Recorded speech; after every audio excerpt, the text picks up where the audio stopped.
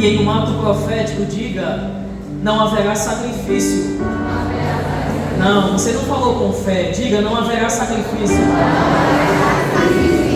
Haverá providência.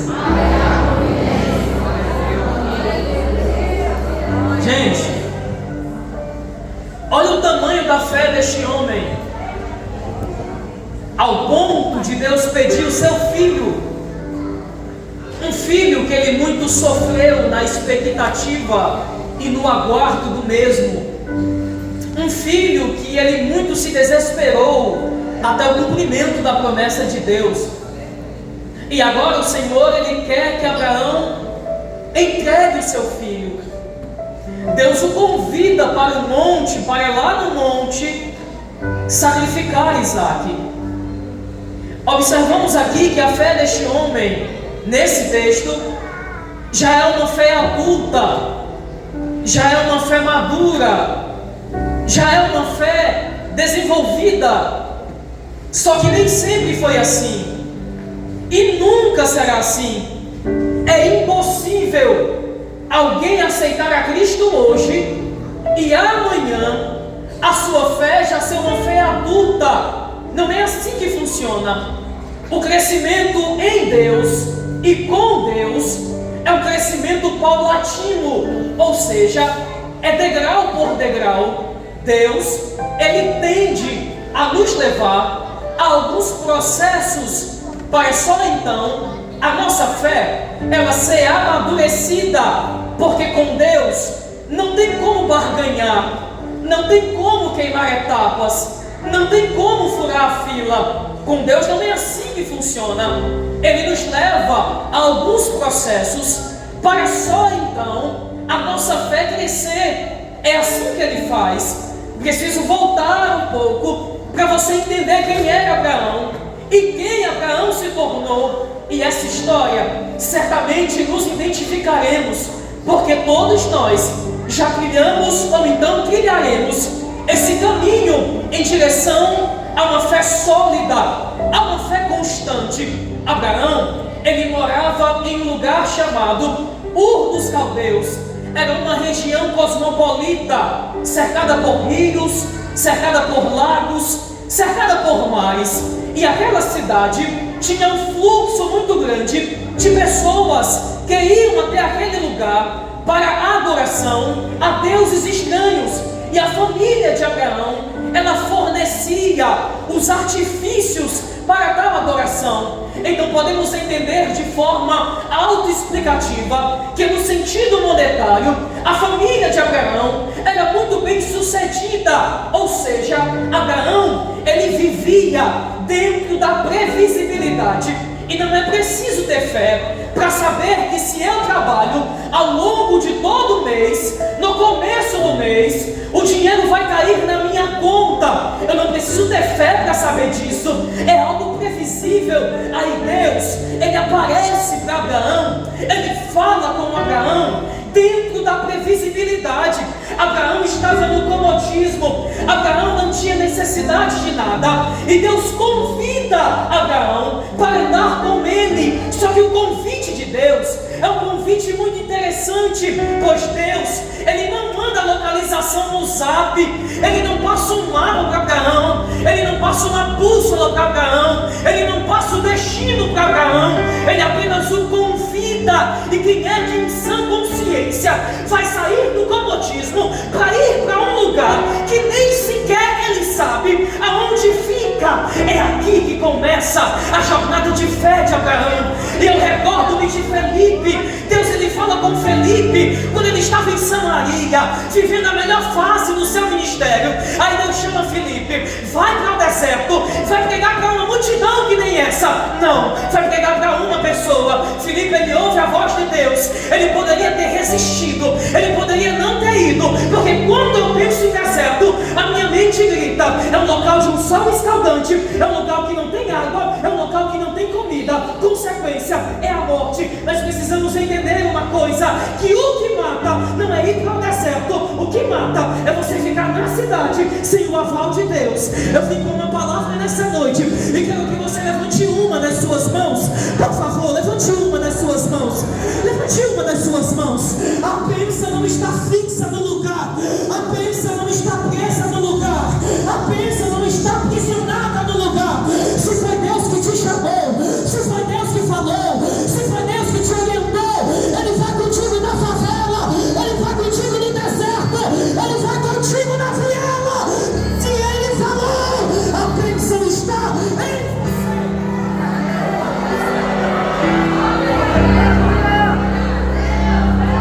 não é o lugar, é quem te acompanha no lugar. Aleluia. Abraão, ele vai e ele começa a trilhar os seus passos de fé. E Abraão, ele passa por testes e ele é reprovado em 2 testes. O primeiro teste é o teste da fome. A Bíblia fala que havia fome sobre a terra, e Abraão, por onde ele passava, ele levantava um altar. Altar significa que eu compreendo que ele merece ser adorado, e a minha única função é ser o seu adorador. Só que nem sempre levantar um altar para o Senhor, vir para todos os cultos, participar do culto de doutrina, participar da EBD, significa que eu creio piamente que Deus é o meu provedor. Tem muita gente que está no automático, vem porque tem que vir, vem porque se não vier, o líder vai mandar mensagem no zap, o pastor vai sentir a sua ausência. Está vindo por causa de Deus ou por causa do líder? Tem muita gente que faz isso, mas Abraão ele caminha e ele desce para o Egito. E o que é o Egito? O Egito é o centro do mundo antigo. Abraão, ele desce para onde as coisas são previsíveis, são palpáveis, são fáceis de ter. E Deus, ele não chamou Abraão para voltar para o Egito, e chegando lá, ele mente dizendo que a sua esposa é a sua irmã, porque tem muita gente que serve a Deus há 10, 20, 30 anos, e se você perguntar a ele ou a ela o que lhe tira o sono, o que lhe traz perturbação, ele sempre vai dizer a mesma coisa, é o mesmo problema, é a mesma luta. Sabe por quê? Porque a fé nunca cresceu, ela apenas atrofiou. Porque tem gente pensando que a fé, ela cresce meio ao bolso cheio, a despensa cheia, ao dinheiro na conta, mas a fé não cresce aí. A fé, ela tende a crescer aos vales da vida, aos desertos da vida, às fomes da vida. Mas nesta noite, Deus, ele vai levantar a nossa fé. Pegue na mão da pessoa que está na sua direita, pegue na mão da pessoa que está na sua esquerda, por favor. Me perdoe pela minha forma de pregar, eu não entendo sobre homilética, oratória, hermenêutica, eu dou aula disso, mas pouco me importa. Eu vim dar lugar aqui nessa noite. Chacoalhe na mão dessa pessoa e diga: Deus vai elevar a tua fé aqui hoje. Deus vai te levar a um novo nível espiritual. Você vai ver o extraordinário de Deus.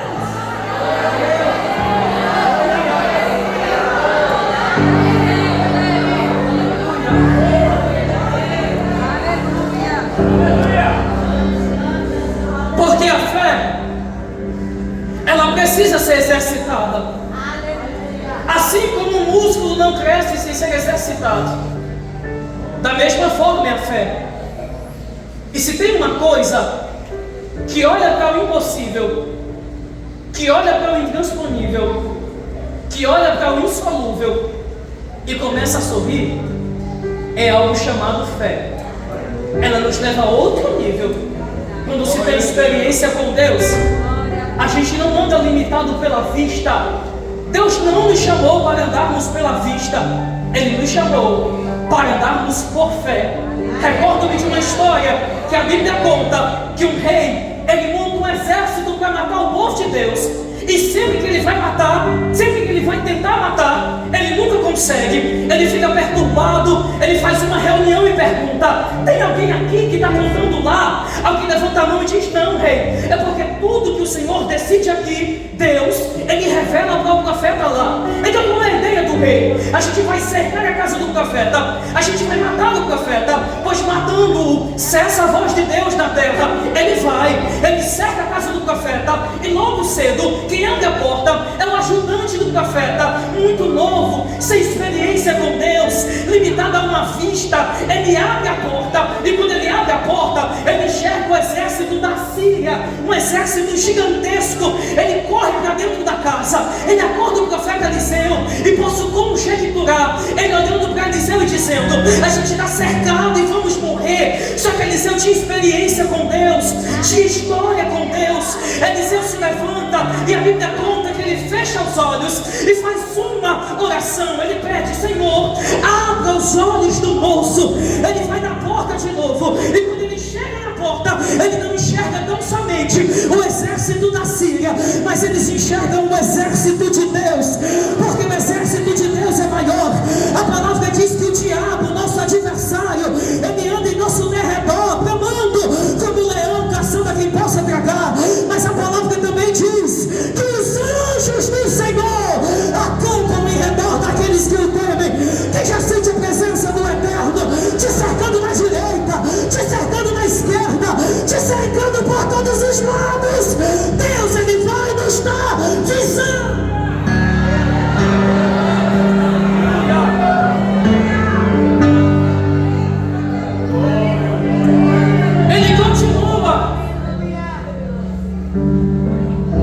Só que nada da promessa se cumprir. Ele continua a caminhar. E a epígrafe do texto de Gênesis 15 é: Deus anima a fé de Abraão. Porque seríamos hipócritas se falássemos aqui nesta noite que a gente nunca desanimou. O desânimo, ele vem para todos nós. Mas há uma diferença entre o desanimar e o levantar bandeira branca. Mesmo devagar, mesmo sem força, a gente deve continuar. Porque constância não é sobre isso. Constância é sobre continuar olhando para Cristo. Abraão, ele começa a viver de comparação. E esse é o nosso problema. A gente vê o colega do lado prosperando, crescendo, sendo abençoado, e nada da promessa de Deus se cumprir em nossa vida. E a própria palavra diz que a esperança tardia ou a promessa demorada, ela enfraquece o coração. E todos nós já chegamos nessa fase. E aqui eu recordo-me e passo a entender a oração do profeta Abacuque, capítulo 3. Senhor, aviva a tua obra. Não é no começo dos anos, não é no final dos anos, é bem no meio. Porque começa bem, todo mundo começa com muita intensidade. É tudo radical, é tudo muito louco. Oração de madrugada é o primeiro a chegar na igreja. Evangelismo no domingo, 2 horas da tarde, é o primeiro a ir. Perde até o jogo do Flamengo para ir para o evangelismo. É crente, tudo começa assim, mas vai passando o tempo e a gente vai desanimando. A gente vê as promessas se cumprindo no outro, e na nossa vida nada acontece, mas a gente continua. E chega um período do ano que eu acho muito interessante. É bem no início, as pessoas pegam um caderno e colocam metas, projetos e objetivos. Elas começam com tanta intensidade, mas quando chega em março, ela já nem lembra mais. E posso citar o exemplo de uma criança. Ela compra o caderno, compra a mochila, está ansiosa para ir para a escola, porque faz tempo que teve um convívio social com os seus colegas. Primeiro dia de aula, a mãe abre a porta do quarto, a criança já está arrumada, pronta para ir para a escola. Eu não dou uma semana para a mãe abrir a porta do quarto de novo, nem alarme, nem balde de água fria para acordar a criança. Sabe por quê? Porque o cansaço vem para você, o cansaço vem para mim, o cansaço vem para todos nós. Mas você pode levantar as suas duas mãos, as duas. Se o diabo pensou que o cansaço ele ia nos abater, fazer com que a gente viesse a retroceder, ele vai cair no cavalo mais uma vez, porque nesta noite Deus ele vai nos reabastecer com o seu Espírito, com a sua presença. Quem recebe capacitação de Deus, quem recebe renovo de Deus, você não vai parar.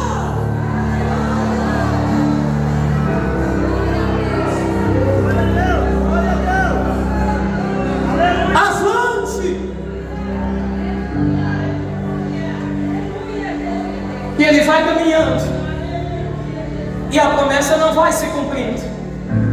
E aqui, escute bem o que eu vou falar, e me incluo também dentro da minha fala. Cuidado com quem ou o que nós ouvimos em nossos momentos de tensões.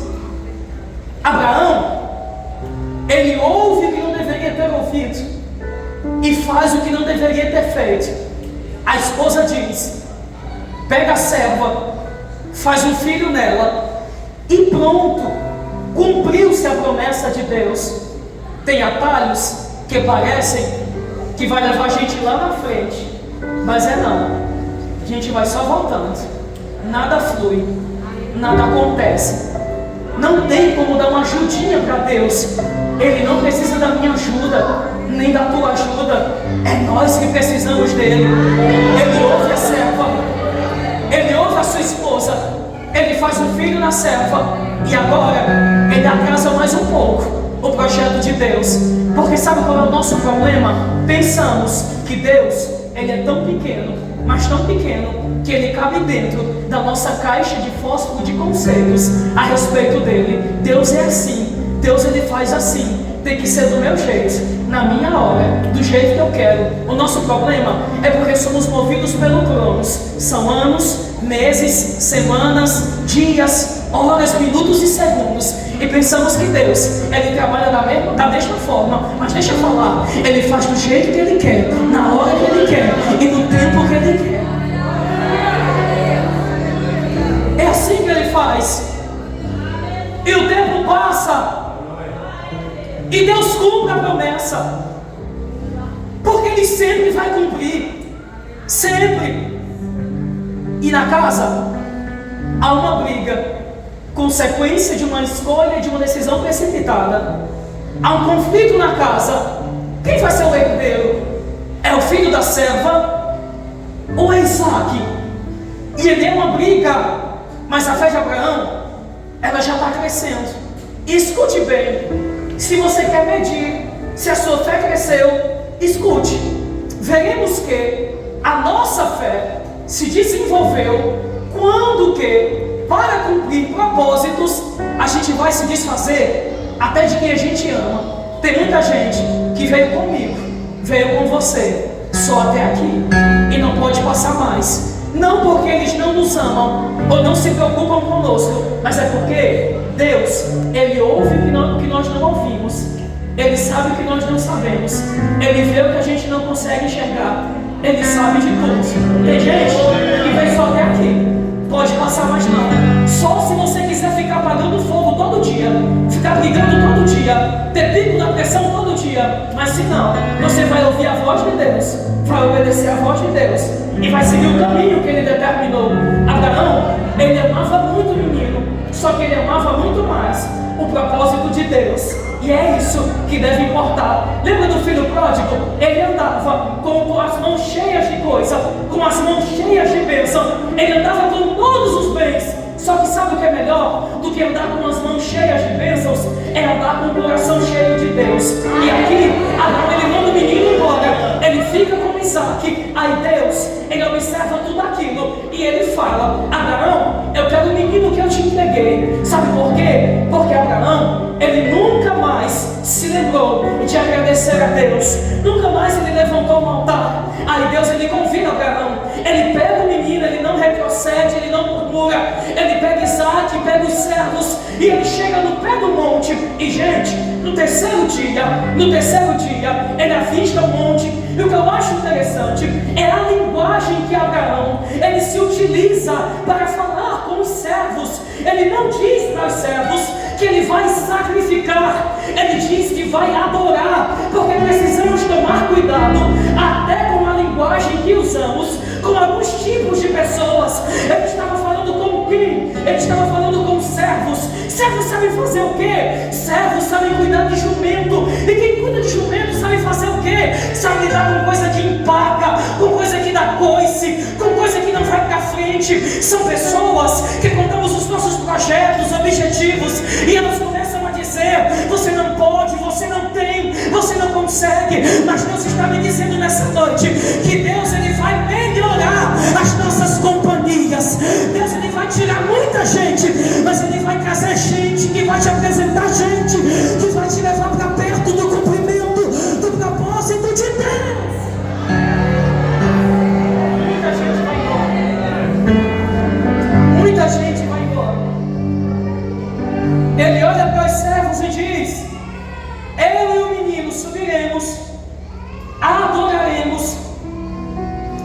retornaremos. Aleluia. Sempre se utilizando no plural. Eu não vou voltar sozinho. Aleluia. Isso é fé. Deus vai prover. Deus vai fazer. Ele sobe no monte. E gente, Isaac olha para o pai e diz: pai, tem tudo para o sacrifício. Só falta uma coisa: o animal a ser sacrificado. Abraão olha para Isaac e diz: Deus proverá para si o substituto. Aleluia. Isaac era novo, Abraão era velho. Se Isaac quisesse correr, Abraão teria pegado ele? Claro que não. Então por que Isaac não corre? É porque a companhia de Abraão trazia segurança para Isaac. Ao olhar para Abraão, Isaac sabia que a sua casa era uma casa marcada por milagres, que a sua vida era um milagre e que o seu pai era o pai da fé.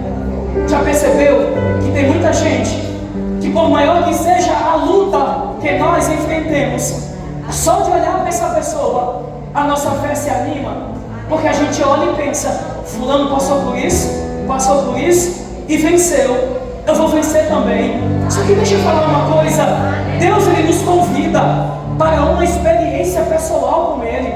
Até então, Deus era Deus de Abraão, mas ele também queria ser o Deus de Isaac.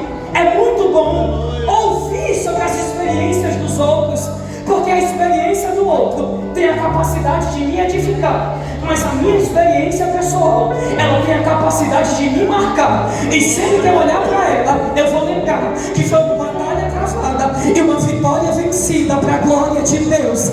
Essa experiência não vai te matar, essa provação não vai te matar. É Deus te dando testemunhos para você contar. É Deus te dando testemunhos. Aleluia. Isaac não corre. E eis a resposta no texto: e amarrou Abraão a Isaac no altar.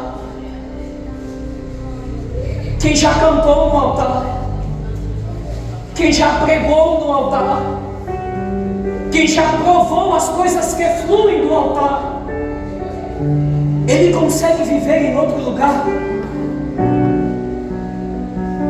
Aqui eu entendo a oração de Davi: Senhor, não me lances fora da tua presença e nem retire o teu Espírito Santo de mim. Gente, Davi tinha tudo: carros, casas, roupas, dinheiro.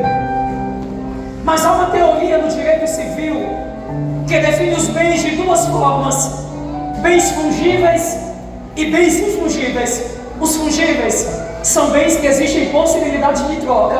Um carro pode ser trocado por outro, uma casa pode ser trocada por outra, um celular pode ser trocado por outro. Mas o bem fungível é aquele bem que não existe possibilidade de troca. A vida é um bem fungível, não pode ser vendida, trocada, nem negociada. Vou simplificar. Davi estava dizendo: Senhor, a roupa que eu visto hoje, amanhã não me serve mais. O carro que eu ando hoje, amanhã pode quebrar. A casa que eu hoje moro, amanhã pode cair. O dinheiro que hoje tenho, amanhã pode cessar. Mas a tua presença, ela não pode ser comprada, trocada e nem negociada. Lembra do filho pródigo? Ele gastou tudo longe da presença do pai, mas quando ele está sem nada, ele não lembra da casa do pai, ele não lembra do dinheiro do pai, porque a casa cai, o dinheiro acaba, mas o pai permanece no mesmo lugar. Lembra de Zaqueu? Ele andava com o bolso cheio de dinheiro e o coração vazio de paz,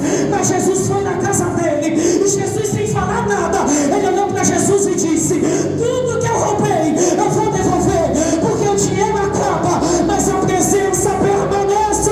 Levante as suas duas mãos, levante as suas duas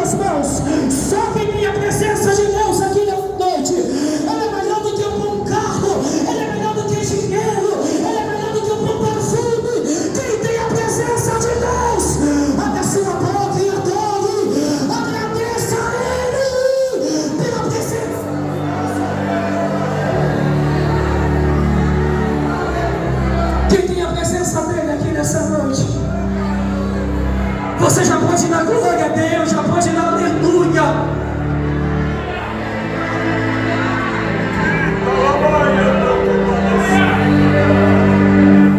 Amarrados no altar, não tem como fugir, não tem como sair.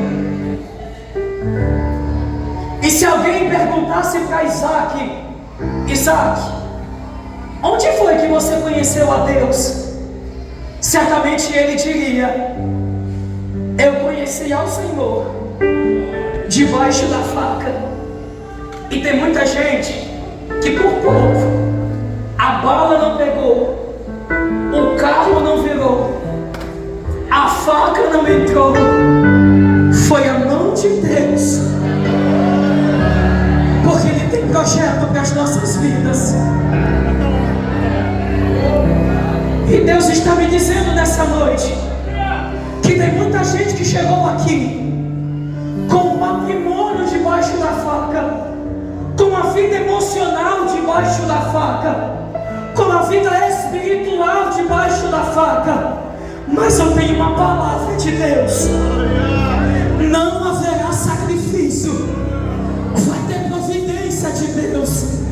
Não vai precisar terminar o casamento, não vai precisar se trancar num quarto escuro, não vai precisar se entupir de remédio, pois hoje Deus, Ele traz a providência. E palavra profética não se recebe com mãos abaixadas, são mãos erguidas, são mãos erguidas. Levante a sua mão, por favor. Eu quero profetizar de olhos abertos, sem medo de errar. Marca o culto de ação de graça. Deus, Ele vai trazer a providência. Deus, Ele vai operar. Receba essa palavra em nome de Jesus. Receba a vida emocional, receba a vida espiritual, receba da graça de Deus.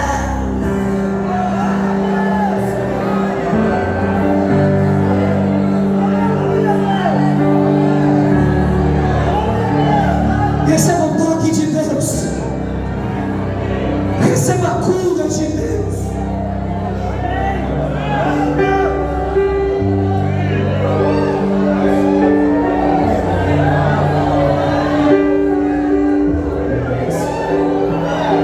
Tem cura de Deus aqui nessa noite,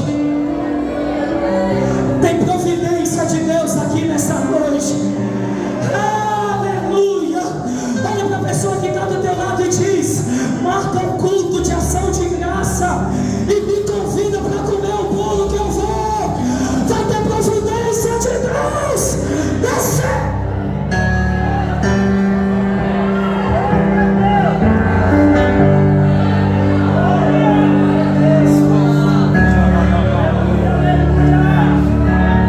Isaac não corre. E quando Abraão vai matar o seu filho, surge a providência de Deus. Já estava ali, gente. Foi Deus que não deixou fazer barulho, porque o que Deus te prometeu, me prometeu, Ele não vai fazer. Já está feito. Nós é que não temos a capacidade ainda de administrar, mas já está feito. E a Bíblia diz que estava atrás. É muito simples. Quando alguém quer fazer uma surpresa para outra pessoa, para onde é que ela chega? É sempre por trás. Dá um toque e diz: surpresa. Ainda essa semana que se inicia, você vai receber um toque. Só que esse toque não vai te trazer inquietação, não vai te trazer insônia, não vai te trazer preocupação. Será o toque da providência de Deus. Não sei se vai ser o toque da cura, se vai ser o toque da porta de emprego, se vai ser o toque da cura emocional e espiritual, mas vai ter o toque de Deus. Deus, Ele vai entrar nessa causa, Ele vai intervir.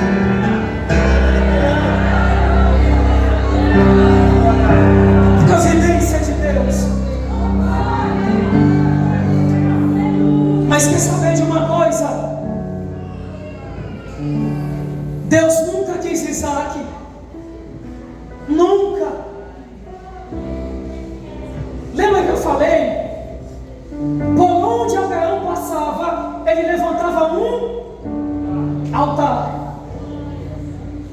porque somos bons, muito bons, excelentes em pedir, buscar e perseverar quando queremos algo de Deus, mas somos horríveis, somos péssimos, somos feios na hora de voltarmos e agradecermos a Deus.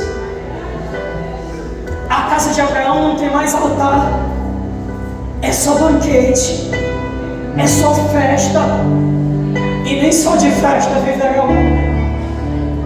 Aí Deus vê tudo aquilo e diz: traz Isaac para mim e sacrifica ele no altar. Eu posso conjecturar Abraão levantando um altar, Deus olhando para ele e fazendo assim: era só isso que eu queria, que você levantasse um altar mais uma vez. Eu venho com uma palavra nessa noite. Deus, Ele está dizendo que está com saudade. Quando a primeira coisa que fazíamos ao levantar da nossa cama não era pegar no nosso celular, mas era oferecer o nosso dia a Ele. Deus, Ele está dizendo que está com saudade. Quando a nossa intensidade não era para maratonar uma série da Netflix, não era para maratonar um dorama, e você sabe o que eu estou falando. Mas nessa noite, Deus, Ele nos convida para levantarmos um altar mais uma vez. Quem vai levantar um altar nessa noite? Pegue na mão da pessoa que está na sua direita, pegue na mão da pessoa que está na sua esquerda, chacoalhe a mão dessa pessoa e diga: vai ficar calado, vai levantar um altar nessa noite. Vai ficar olhando para essa cara feia, ou vai levantar um altar nessa noite. Deus, Ele nos convida para levantarmos um altar mais uma vez, mais uma vez, mais uma vez.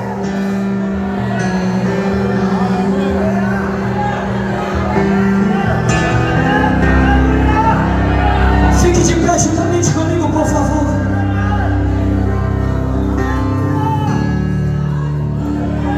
Eu sinto a graça de Deus aqui nesse lugar.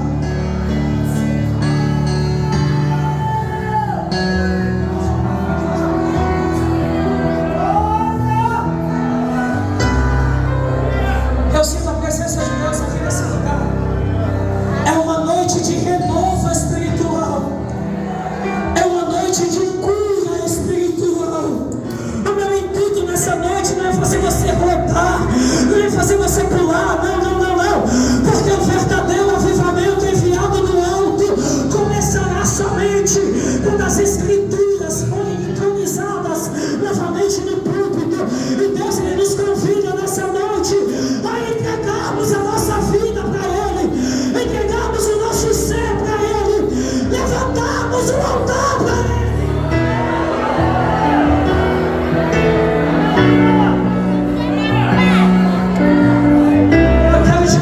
Essa noite, com a permissão do pastor, venha aqui na frente, eu quero orar por você. Venha, não sinta vergonha.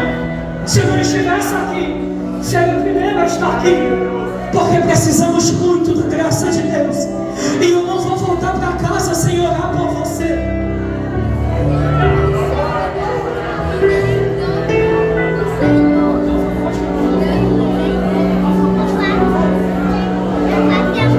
Vem cá, eu quero que você pegue na mão da pessoa que está do seu lado, em um ato de comunhão, de intimidade. Pegue na mão dessa pessoa, abrace, faça o que você bem entender. Não espere pela oração do pregador, pela condução do pregador. Nesta noite, quero propor, Lisaldo, oração intercessória. E Silas, oração intercessória bíblica? Sim. Atos capítulo 12.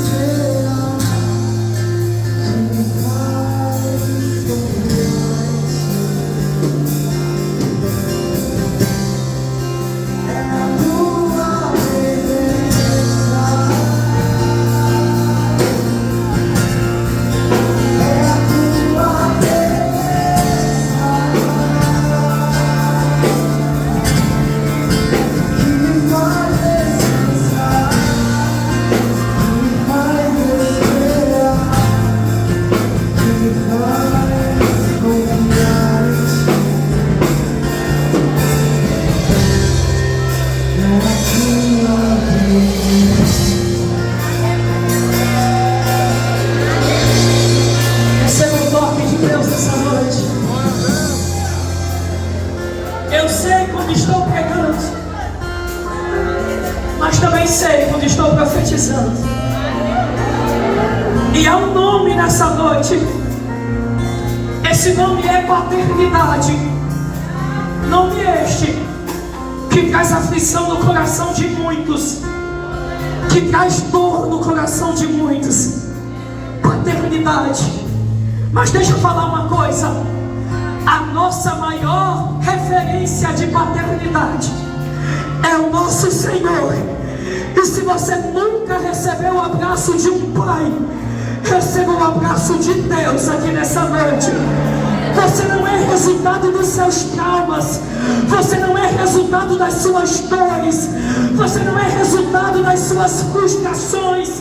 Você é resultado da glória de Deus.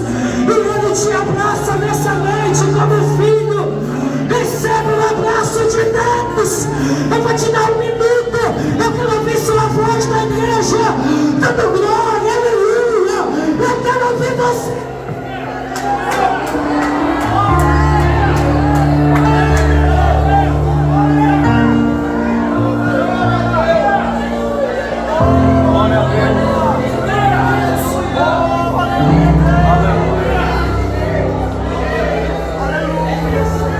Glória a Deus.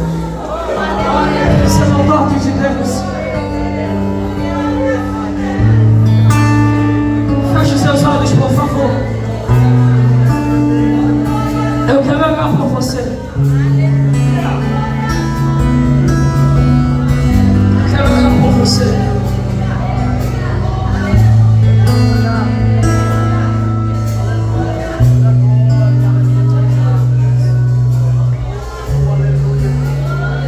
Glória a Deus. É uma geração que não está em busca do ouro, nem em busca da prata, mas em busca da presença de Deus. Feche os olhos, feche os olhos.